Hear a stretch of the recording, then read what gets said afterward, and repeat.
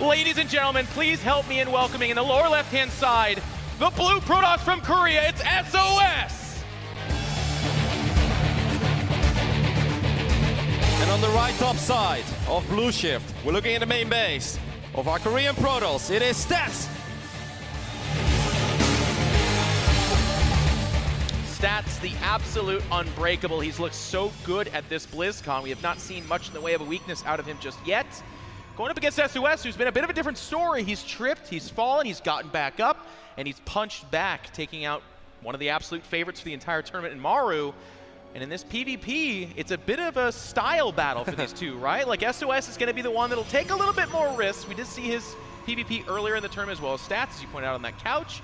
And Stats is looking to just outplay his opponent. Yeah, I love what Johan said there. You can often scout by being aggressive, as long as you're out there on the map. And if there is one thing that Stats has truly impressed me with this weekend, it's with how mobile and how dynamic his gameplay has looked. He's always out on the map, and sometimes it feels more like bluffing. He's pretending that he wants to attack, and he's like, look at my big army. And it's like, actually, that army is not that big at all. But that's something we see, and that's not something his opponents always see. And he has so much going on at home. Of course, it is going to be very important for Stats here to be rock solid, but if there is one solid Protoss player out there, normally it is Stats. Couldn't agree more by what you said about their roads as well up to this point. Stats almost flawless, 7-1 SOS. He has lost series 2-0 very decisively, and even in this series that he won, he looked shaky, he dropped maps until yesterday where, well, he caused arguably the biggest upset of the entire year. Yeah, absolutely. Maru being sent packing early like that. So far, very much so a mirror matchup in the way that their build orders have not diverged at all, looking up at that production tab. And that's not that uncommon. It's usually at about the tech path where you start to see that kind of difference. So one of the things that I really liked we saw in that SOS series, I believe it was the use of the second pylon being put outside the base, either for a straight-up proxy or for misinformation. And that's going to be the kind of little stuff you look for here. But so far, none of those shenanigans. It's all very normal this far. I definitely expect a lot of Stargate play in this best of 5. Okay. Maybe arguably from both sides, but especially Stats. I think he truly loves his Stargate, because Stargates are slow and steady. They keep track of your opponent's play. You're going to be safe at home the majority of the time. He picked up the probe, and now we'll see tech builders go down. SOS immediately drops the robotics facility, and let's see what Stats decides to do. So far, nothing yet. He's moving out to expand. Wow, okay, that's risky. It's a bit risky, especially since that robo typically signifies like a third gate, sometimes a fourth gate, and then that really kind of warp prism initiated aggression, and that would be a really, really tough hold for Stats. Yeah, and this game is going to be very fun already, guys, because obviously SOS is going to have the possibility to apply a lot of pressure on the other side of the map, and then it comes down to what Stats decides to do. Is he going to sacrifice the Nexus? Can he cancel the Nexus in time? Or is he going to try to hold his ground and fight on the low ground?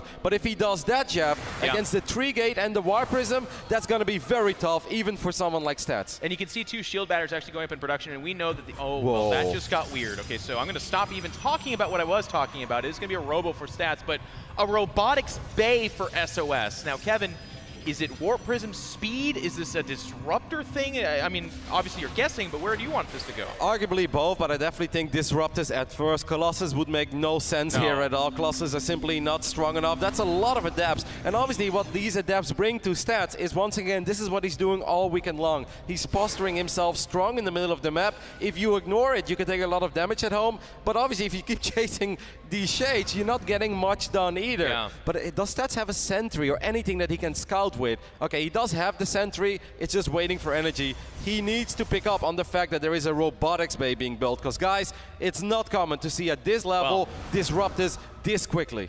And he at least just now scouts that there is no additional Nexus, so he knows he's facing something aggressive. What it is, he does not know. And like you said, that sentry's late, so the hallucination's not going to come anytime terribly soon. So Stats is on the defensive right now. He doesn't know what's coming his way. Even the number of gateway units he's scouted so far is not really telling. I must say, it is technically very smart by SOS to go Disruptors here. You look at the army of Stats, he's got a lot of adapts. Adapts are not good against Disruptors at all, because they like to clump up. They're range units too. And then there are sentries in the mix, which are also very bad against Disruptors. So obviously Stats, I don't think he's expecting this just yet. Even the Immortals are not going to be great. Sure, in a straight up fight they will be, as the first adapts start picking up a couple of probes. Okay, this is very nice though for Stats. He captures a couple units, and actually they emerge fairly unscathed. I think it was just about one Stalker that died there, but it really could have been a whole lot worse. And the first Disruptor is going to come rolling on up over here. More sentries though for stats, and I don't know if sentries are the units that you want. I think you want to have stalkers and you want to create a concave for yourself. You want to make sure that these Purifying Novas won't explode in the middle of your army. And here comes the first shot. It's hunting down. It actually hits the Immortals, which is about as good as it gets if you are stats. They can tank that damage for now, and now he knows the game's afoot. He's scouted there's no Nexus. He sees the army. He sees its disruptors, and he's going to get his own War Prism out here, and that's going to be a key unit. Yep, because the War Prism is not only strong offensively, but obviously defensively as well. You can start microing your own units. He will end up losing one Immortal right before the Prism shows up, but I still think so far it's so good. The Force Field goes down as well. Micro being displayed here on both sides. Yes, he's going to drop down that one Disruptor again. It's just about off cooldown, and it can get a shot off here. A really dangerous game of cat and mouse. Oh, Disruptor number 2 is on the right side. I think he's going to try to flank this army. And there's the shot. It hits 2 of the 4 sentries. Again, not the biggest of hits. And the Disruptor's actually going to die before it gets picked up. That's about half the firepower SOS has available. He's going to give chase here, though. His next Disruptor shot's got to be big. He fires off, but it actually whiffs for the most part. Wow. And now the counterattack from Stats. There's nothing here. Wow, he's going to be able to kill a lot of probes on the other side of the map, but will he be able to stabilize at home? Maybe he should just try to get these units into his main base, and I think that's what he's going to try to do real soon. Use that Prism, get back to your main, maybe get a sentry, because he's killing an insane amount of probes on the other side of the map. Oh my god, he saves even that last Stalker. The Immortal doing so much damage out there, but everything inside the main. 16.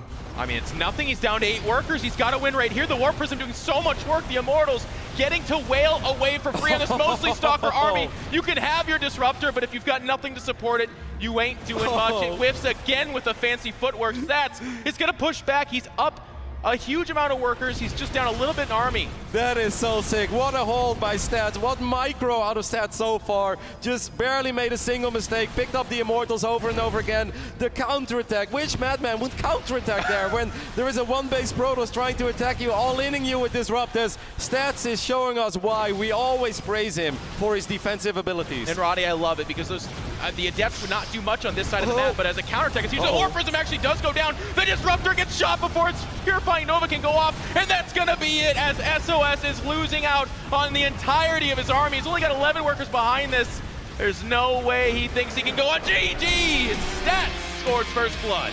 Immortals living up to their name there. Truly immortal. Great defensive play there by Stats. Unreal, Jeff. That is so incredibly difficult, especially the very first moment. That first Disruptor showing up, if you don't pay attention there, and that Purifying Nova connects to the middle of your Adepts and Sentries, that's curtains. It's game over. But the defensive Prism was so smart. Without that Prism, he can never defend that. There's so much more micro potential in the units of SOS than there would be for Stats, but Stats just knew what he had to do. It felt like an awkward moment.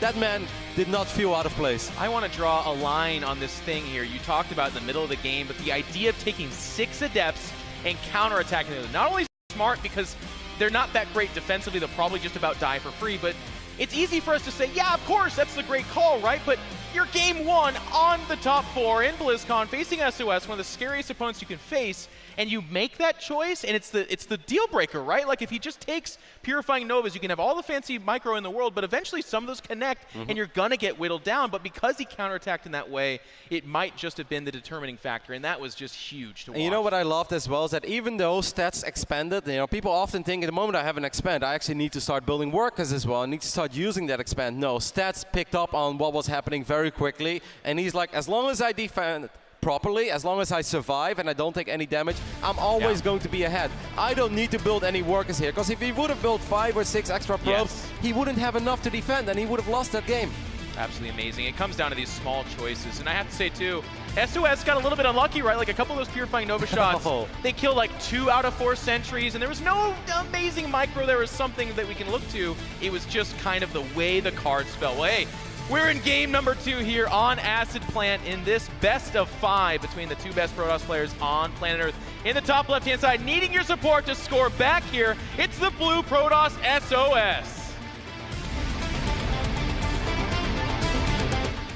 And on the right bottom side of Acid Plant, the man who's up 1-0. BlizzCon, make some noise for Stats. I don't want to get too far ahead of ourselves, but should Stats win this series, should Serral win this series, it would be a repeat of GSL versus the world, literally here at BlizzCon. It's funny though, because we're just like kind of cornered in with storylines, right? Like if SOS wins, he's going for his 3rd world championship, so we're actually pretty lucky here to have just such an amazing top 4. And already a little bit of difference here. So you see Stats scouting out at the bottom of the ramp there. That's because this map is not too terribly uncommon for a cannon rush. And if this map's not uncommon for it, SOS, he's got the gusto to say, I'm down 0-1 in this best of 5. I'll cannon rush you game 2, no problem. He's not doing it, but he could. Now, Blue Shift definitely plays out a little bit different than Acid Plan. This map is quite a bit bigger, and there are some more different routes you have to take through the middle of the map as well to reach your opponent's main base or their natural expand. So, in general, you see some more, macro-based strategies coming out of both sides. Obviously, SOS is always aggressive, but I think this map screams Stargate even more than a Blue Shift would do. We'll see. I think for Stats, Stargate would make a lot of sense here. For SOS, he might just expand, after 2 gates and just try to play a macro game like that. Or he'll do anything, actually, with SOS. He can go anywhere from there. Otherwise, a fairly stock, normal opening from both players. Do you see them probe scouting here, and they're kind of remaining committed, wanting to see that tech path. Remember last game, SOS didn't drop his robo until the probe was cleared out. That's a stylistic thing as well. Some Protoss players will absolutely show you the tech. It could be a Stargate or robo.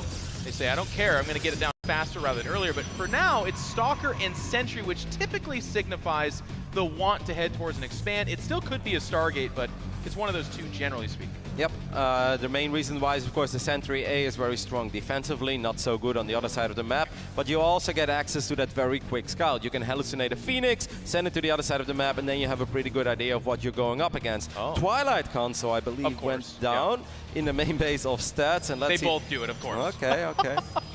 The funny thing is as well about Twilight is that there are so many follow-ups, right? Like, what does this mean? Are we going to see Blink Stalkers? Absolutely possible. But every now and then you'll see a Dark Shrine opening as well coming out of players. And then they followed up. Charge used to be all the rage, but in this day and age you see the Adepts really making a solid comeback again in this matchup. So even though they have the same tech building, this absolutely by no means that they're going to play an identical game. And even now, as they both see they have that single Stalker, they can fill in the gap and say that it's a Sentry that's the other unit there. The follow-up is something that gets mixed in there. And Stats is going to go, though they're both going to go Blink. It's exactly the same thing so far. It's not that uncommon in this matchup, but especially at the top tier of this level of play for both players. There are a lot of different openings. We're very fortunate with that in PvP right now, but at the same time, this would be your cookie cutter, Kevin, right? Yep. It's good against Robo, it's good against Stargate, you get that Nexus in there, so we're looking for a pretty healthy mid-game play here. Yeah, for a while, this is what everybody used to do on almost every single map, but then at one point, people really started, that's a good pickoff, of course, that keeps his opponent in the dark. The power of Blink is that you can control the map, and the map is quite big, so there's a lot of space to control. On smaller maps, it's a little bit risky to go Blink, because then there are those weird Immortal Sentry War Prism timings that can really make your life very difficult. But on Acid Plant, you have to worry about that a little bit less, because this map is a lot bigger.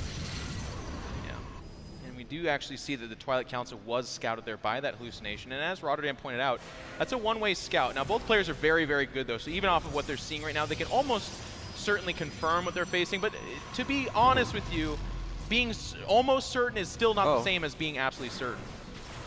He gets a probe. Maybe he's going to lose an Adept here. I think the other one is barely going to squeeze out, so not bad so far by SOS. Obviously, you don't want to give the Adepts away for nothing, but he forced Stats to build a pylon a couple of times, lost some resources. Now, in the end, he picked off a worker, and of course, he sees the amount of Stalkers that there are there. So I think overall, SOS is quite satisfied with what the Adepts have achieved. Sometimes you hope for more, you hope to get lucky. If you squeeze into the main base, you can straight up win the game almost at this level, but it wasn't too bad. Obviously, nobody was hoping for, but he can live with it. Yeah, both the Adepts do get cleaned up there. It's just not the biggest of deals. As both these players are going to kind of find themselves trying to figure out where the other one wants to take it. The Forge even signifies, I would say, kind of another double down on the fact that I want to get my upgrades going. I want to get 5, 6, 7 gates, maybe a third Nexus, and start to kind of decide the game in that ballpark. You really don't go for Forge in this case if you're looking to hit some kind of critical timing attack, but the Observer coming out here as well for SOS. Stats just going to go ahead, drop a shield battery. Very passive play in game number 2. Yeah, and they both took their gases quite early as well. I mean, actually the ones of SOS seem to be a little bit later. I just saw it on the minimap, but SOS is going here for charge, while Stats started mining gas a little bit earlier. I wonder if that means he wants to get into Archons faster, or maybe he goes for Resonating Glaive. So instead of making a bunch of Zealots, he could potentially go for Adepts, but we'll see where he takes it. Yep, so far nothing to be shown off that Twilight Council just yet. Continuous Immortals coming off is also not that uncommon. They're not the best versus Zealots, but they just have such good range and they're such staunch units that oftentimes you find them kind of behind the front lines, dealing a lot of that damage. Now this slightly faster charge, I begin to ask Kevin, because there's 4 gateways going down as well, which is not the most, okay, there's charge and response from stats. And both players are now getting the scout off on each other. This doesn't have that much energy, but it will see. Okay, well, it didn't see the gateways themselves, but it saw a decent chunk of the base. Exactly, it saw everything else, and obviously SOS is going to assume that a bunch of gateways will be wiped in, because, I mean, what else are you going to do, right? A random double Stargate in this phase in the game wouldn't make any sense in this matchup. Extra robos are just not that common. Every now and then there are very quick robo bay builds, but since SOS is playing the way he does, I mean, it's a lot of gates on both sides, but they're mirroring each other. They're actually pretty much doing the exact same thing. Now, normally I favor stats in these kind of games because SOS is mostly about catching people off guard, surprising people, doing weird timing attacks. There is, of course, a War Prism on the way, so SOS is going to be the aggressor, but it's going to be very difficult to get a lot of damage done if your opponent is doing the exact same thing, but he's just defending. Well, let's take a look at the units tab here, because I actually think there might be more Immortals. Just the one more out for stats. But as you said, the defensive position's huge, right? Shield barrier's a big deal. Of course, if you don't get the concave and you can kind of sandwich it against your own Nexus, you can get killed by a smaller army in that situation as well. Hello, SOS versus Zest. But the Stalkers here are going to patrol forward, and they're going to see a good chunk of that army, and they see a very similar composition. Obviously, you don't start warping in the Zealots until you're just about ready to go. Yeah, I would love to see SOS expand here, Jeff. I think he wants to be aggressive. He didn't start +2 attacks yet. Obviously, Stats fired it up immediately, but it really feels that Stats is having a very solid read on this game. He's reading SOS like a book so far, and he's like, this is actually going fine. We're doing the exact same thing, but you seem to be very eager to attack me. I'm gonna wait, and this +2 could become very important. Oh, if that finishes, of course, that'll be the tipping point for why the similar army compositions will just favor the guy with the better upgrade there. Army supplies are almost dead even. It's just 4 supply difference, and in a Protoss versus Protoss matchup, a lot of that's just a couple units. Yeah, Stalkers left inside the main. He's probably worried about a Warp Prism showing up there.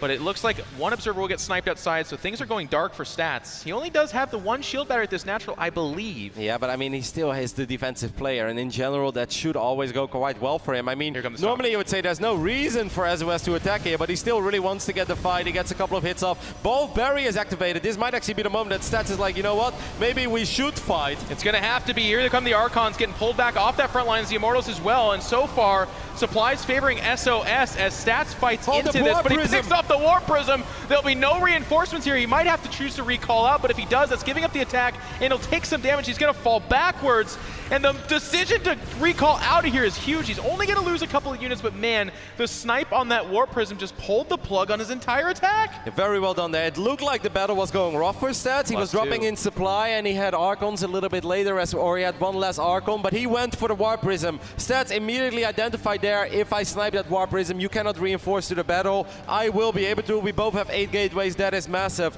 I must say, I think that was very stubborn by SOS, though. If you scout everything that he has been scouting this game, obviously what he was hoping for is to strike Stats while Stats is going up to 3 bases, but Stats played it very safe, and then SOS had to make the call of saying, all right, I cannot attack here. Speaking of stubborn, here we go. Stats says, I took the advantage earlier, so I must have the bigger army now. He's going to go up to the top of this ramp. Both players exchanging blow for blow here. Good Warp Prism micro from Stats, pulling off the key units from the front line. And it looks like he is going to have some insulation, and the higher Immortal and Archon count behind this is going to win the day. The Immortals and the Archons shoving forward. Here comes a couple of random probes. Not quite sure what that is. Can he go forward with this? Yeah, a little bit of long distance mining, but there is no HP left on a couple of these Archons for SOS. He still has units, but the HP simply isn't there. The Immortals, the barriers are activated as well, and I think that SOS is running out of steam. No shield battery, no chance. Stats takes the lead and does not look back. He marches forward and gets the decisive victory, going up 2-0 in this best of 5. And so far, it's been that rock-solid play. It's been defending the idea of what SOS has, and then returning the favor only better. Is he the answer? I mean, once again, that was a little stubborn by SOS. He didn't have to do that. I understand his build. Nothing was weird about it. And it's very common that you make a Warp Prism, that you make that many gateway units, and then you want to attack your opponent while they're going up to 3 bases.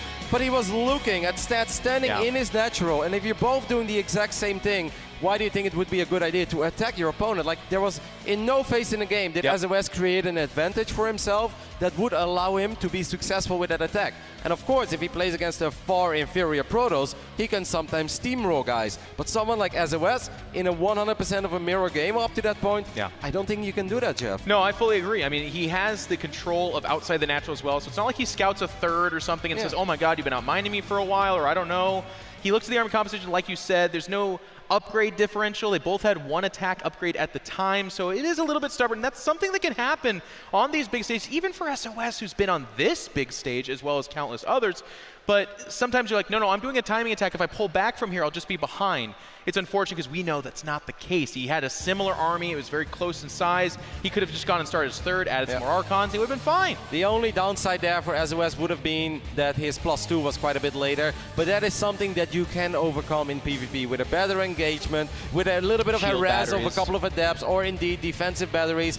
I don't think he had to make that attack, but he did.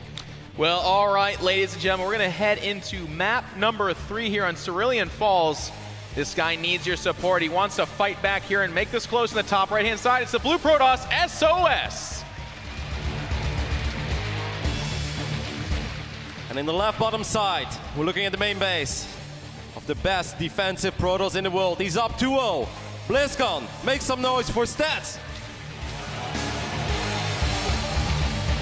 Stats has had such an impeccable year. We've said this before, but if it weren't for Maru, if it weren't for Serral, this very well could have been the year where we're talking about Stats and we're complaining about how good Protoss is and they're dominating everything. But thankfully, we had this Zerg and Terran that just hogged up all the trophies, so we don't have to deal with that.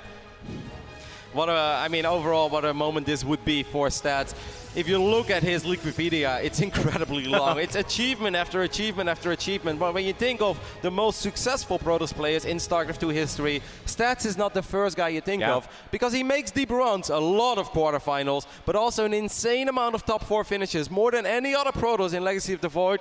But it doesn't happen that often that he lifts the trophy. Of course, he did win a couple of tournaments down the road, but for how good he is and how many deep runs he's had, he should have had more, Jeff. I mean, that's the amazing thing about StarCraft, right? You can be these top-tier, consistent pros, which is a quality that I think is so underrated amongst ourselves as fans of this game. But unless you win the big one, I mean, think about SOS, right? Like, he has not had that many, high placings, but he's won these big tournaments. So he's getting these funny names like, you know, $O and stuff like that, kind of just talking about how when he shows up, if the prize pool is around 100,000 or more, he's probably going to take it down. But this would have to be the biggest comeback of SOS's career at least. It's top 4 at BlizzCon. The winner of this wins life-changing money just placing in the top 2, ladies and gentlemen. So he needs to win 3 games in a row against Stats.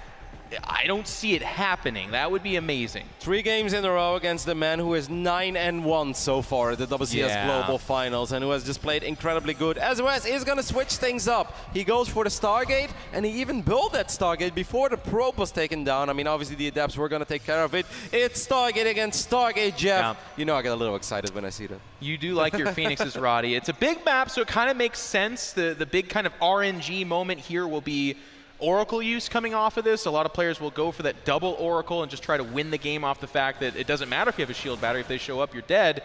Or they can go open up straight Phoenix and do like a 3-gate timing off of that. They can expand. So this game does enter into the randomness a little bit. I feel as a West, it would make more sense to play Phoenixes here since he's opening up with 4 Adepts. I mean, of course you can go 4 Adepts and Oracle as well. And he decides to go for the Oracle. But at this point, he puts himself in a position where with all of his units, he needs to get damage done. He needs to somehow get in there. Oh, man. Oh, my goodness. On paper, this is a doom scenario for SOS. Isn't there even a shield battery in the mineral line?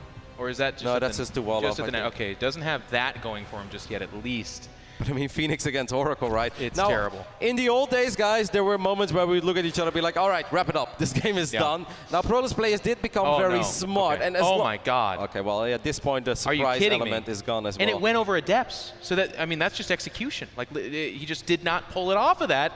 Stats has all the information. Whether or not he saw that is going to be another question. Is Phoenix have not moved out to intercept? Maybe he's hiding the fact that he still has them? I think he's just going to try to suicide the Oracle. He wants to just get into the main base. We'll see. Oh The my Oracle is God. just going to go ahead and fly in. Now it will still get a couple of workers. If it gets 3 or 4, which, I mean, it got, that's honestly not that bad, yeah. For one Oracle that was always going to go down, I think that's almost the best thing that SOS could have hoped for. It is. I like the way he did that. Considering he got scouted, I absolutely agree. And that's why I actually was kind of surprised the stats didn't say, oh, your Oracle's coming my way over the map. I even see where it is. Fan out. Because if you catch that Oracle and it has distance to travel to the mineral line, it dies for free. It gets off, you know, nothing, basically. But as it is, like you said, SOS gets the damage in. And here's the next gambit he pulls. Oftentimes when it's Phoenix versus Phoenix, you don't want to be on the other side of the map. And a lot of times, you'll add a second Stargate. You won't have any detection. This Twilight Council, I very likely am going to be seeing a Dark Shrine here in a second. Or maybe it goes into Blink. Yeah, going into Blink in a Phoenix against Phoenix game is not impossible, but in general it's very hard. There I think it's a Dark Shrine, Jeff. Yeah, there we go as well. Wow. And it's double Stargate. It is second Stargate. On the side of Stats. So Stats is doing what most Protoss players would do in a Phoenix game. Now the biggest problem here for Stats is obviously there's no detection. The one thing that he does have, Jeff, is I think still that Sentry, right? That Sentry is still alive. So maybe the Sentry could get that magical scout off, or he can hallucinate a Phoenix and then try to take a Phoenix against Phoenix fight, feeling that he's going to have more anyway. But obviously it's very important, guys, that Stats needs to scout this within the next... Oh, the probe. Oh my God, again. He needs to scout this within the next 25 seconds of this game, or this game could end. I mean, even if you scout a probe dropping a pylon over here, that too is a bit of a tell. And it is still Phoenix coming out for SOS, just to give you an idea of how weird this look is coming out from him. It's a gamble, but it's a gamble. Oh, there's a hallucination. It's going across mid-map. That hallucination is such a big deal. And we are going to see if it scouts He sees the Stargate, it's not reaching. Oh, I love that. Did you see how quick that was? Robo. He's like, I know that you're a world-class Protoss player. If we're playing Phoenix against Phoenix, you are chrono boosting Phoenixes. The moment he saw that Stargate wasn't building anything, he didn't start an Oracle. He canceled his Phoenix. He did not start an Oracle, he started another Phoenix. He does have the Robo. What he can always do is force field units outside of the natural. And well, he sees it now. He's going to start an Oracle. He has to. He can try to maybe force field this ramp. He starts double Oracle. Oh, the Sentry has no energy. Stats is playing pretty good. No, they're going to get damage here, Kevin. If a Dark Templar gets into the main base, it becomes a lot worse. Okay, it's a full wall off, and that still means that this is going to be painful, but at least the game is not going to end here. And it's the double Oracle, too. If he just makes one Oracle, by the way, it only captures one of the Dark Templar, and he still takes absolutely massive damage. As it is, the DT's chasing over there, and the shield battery, pylon, excuse me, should die here in a second. Oracle is out. Revelation will go down, so that's Dark Templar number 1. That's going to get picked off immediately. And that second Dark Templar is most likely going to get revealed here as well. Oh my God. Where's Oracle number 2? It's right there, but... Oh, there's one more DT sneaking into the natural, and that's the one that's going to hurt. There is an Observer coming out now as well, but a few more probes go down. But I must say, Stats has done a phenomenal job in hanging in there, Jeff. You look at the worker count, he's still up 3 workers. He's got Immortals out on the way, and now he's like, hey, that was your turn. Now it's my turn to kill a couple of these probes. And I think the Phoenixes of Stats should have a lot of potential. Oh, and he even catches SOS's Phoenix out here trying to do something. They have the angle on it. They don't want to fight over the Stalkers. There is Blink there, and they are going to be pushed back. I think, okay, he wants to go for the main. You can always send the Oracles into the main. At home, is there a shield battery in the natural stats? Is there a shield battery in the natural stats? Ooh. He's making a couple. This is risky, though, because the army of SOS seems to be a little bit stronger. Here is an Immortal. The Phoenix is going to sweep in as well. And here come the Phoenix. We're going to have that conclusive fight here as Stats is trying to make a hold here. His army supply is significantly up. He wins the Phoenix battle because they're trying to pick up Stalkers, and now he's picking up the Stalkers as the Oracles go over to the other side of the map and kill 8 probes that cannot afford to be killed. SOS, you took out Maru. You had a good showing, but you faced the Shield of Ire as it chases him down mid-map, picks up these units, and Stats wants a date with Destiny as he's going to take a huge lead. 45 army supply to just the 18. He's up 10 workers. SOS is going to hold on because there's nowhere else to go.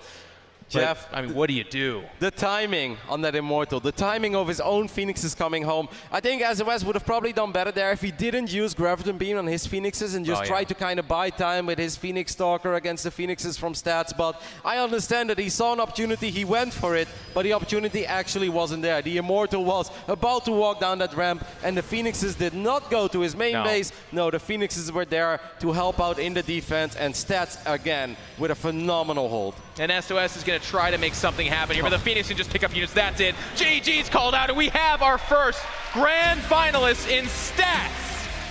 What a showing. 3-0 in this best of 5, and in each game, all the ideas SOS had, he says, nah, I know that one. I've got the timings, the defense, and he is able to put it together, Rod. He outsmarts the genius. It doesn't happen often that you call something a flawless victory in the semifinals of the WCS 2018 finals, but I mean, what else can we say? He looked rock solid from the beginning to the end. Game 1 looked a little bit dicey. It looked like SOS caught him off guard with that unconventional build, but his reactions were spot on. The decision making is always on point, and Stats is just showing us that if you're on an even basis, you don't attack him, because we call him the best defensive Protoss in the world for a reason. Hey, he's so amazing. We'll hear from him on stage now with Smix. Thank you very much, guys. Congratulations, Stats. You've been to BlizzCon a few times already. This is your third one, but finally, you've made it to the grand finals here on the most important stage for the first time in your career. So please tell us what that means for you. 일단 축하드리고요.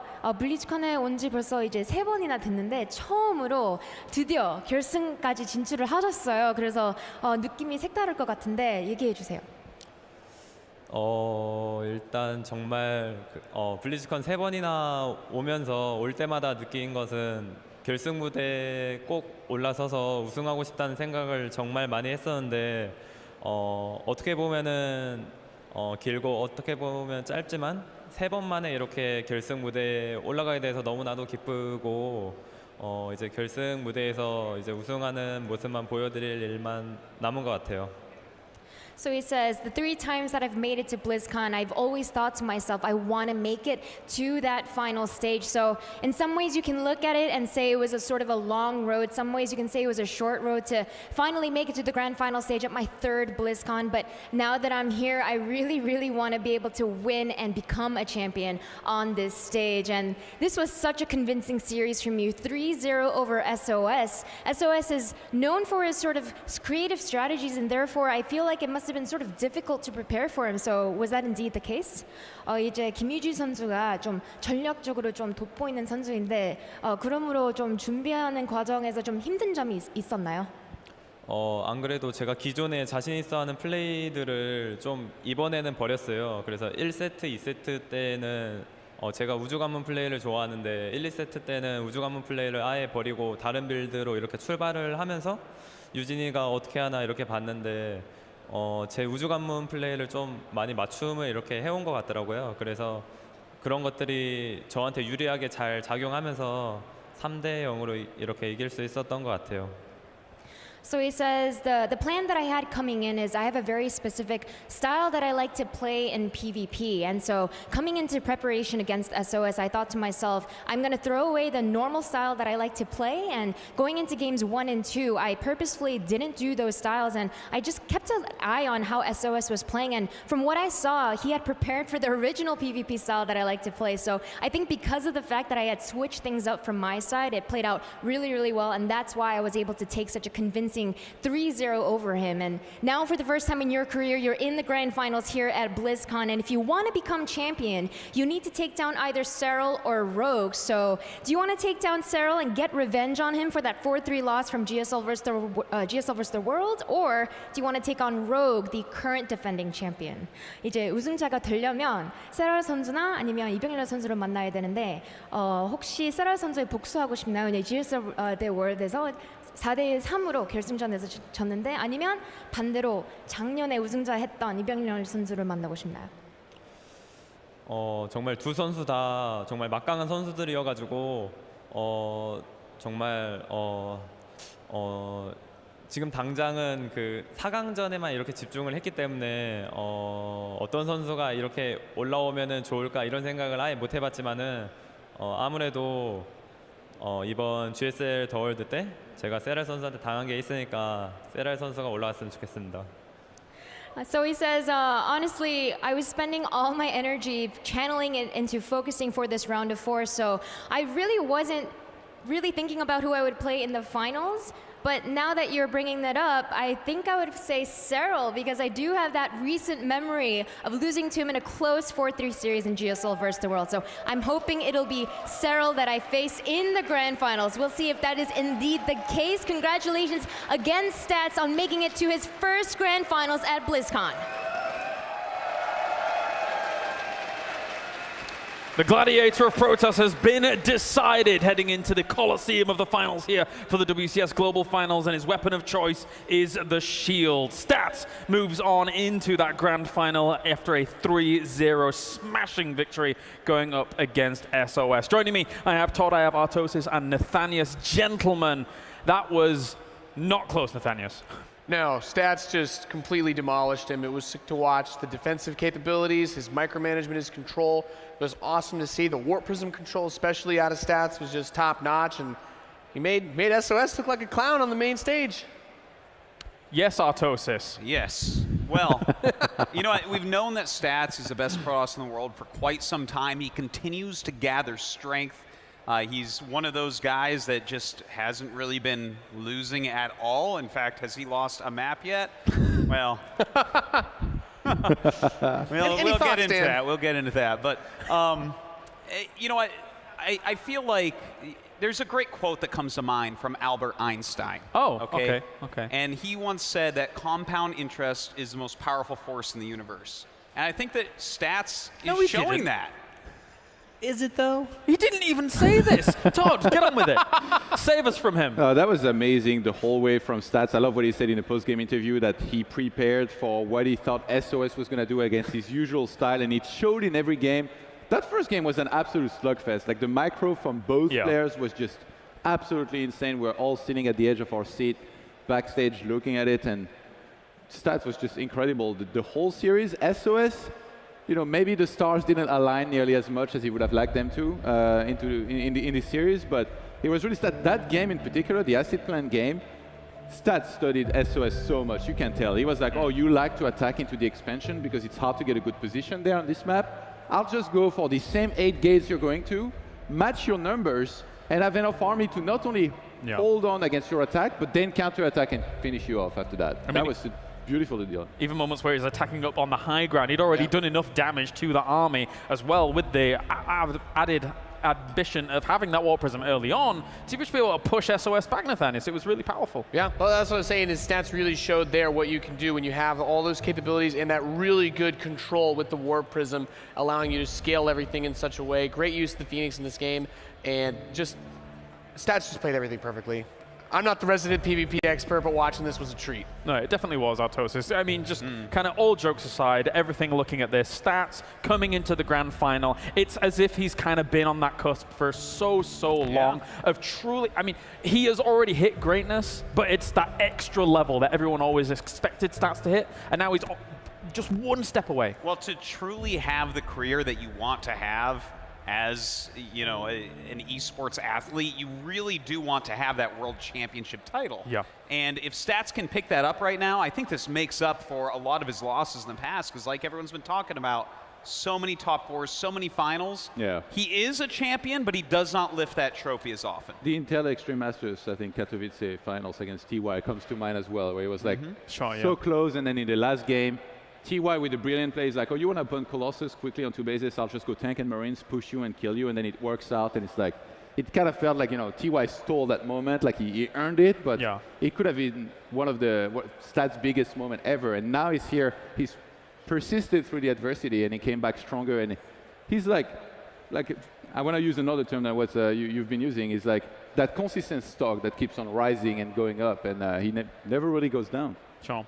Yeah, I mean, really the big thing with Stats, and the funny thing to look at when you compare him to a lot of these other players, is he's really good, but he's not like the superstar guy where it's like, oh, when you think of SOS, you think of this like, badass guy who's good at the game, but also gets inside your head, and you feel the same way about Maru, and to an extent we see that spun around these other guys like Rogue, and you know, kind of comes in more like a Serral posture, where he is very good, and he is not known for coming out and making these outlandish statements, so people don't really give him enough attention until he gets to these phases of these tournaments. He reminds me of Rain. For like a long time, you know, like Rain was like the guy that you looked at as the guy that will sit back, play the most standard Protoss that you can play, and then it became really hard to keep on playing that style, because it felt as if you needed to play more aggressive, but Stats is showing us that you can sit back, you can macro up until the time it's finally the moment for you to finally attack, and he does all of his timings just right, and it's just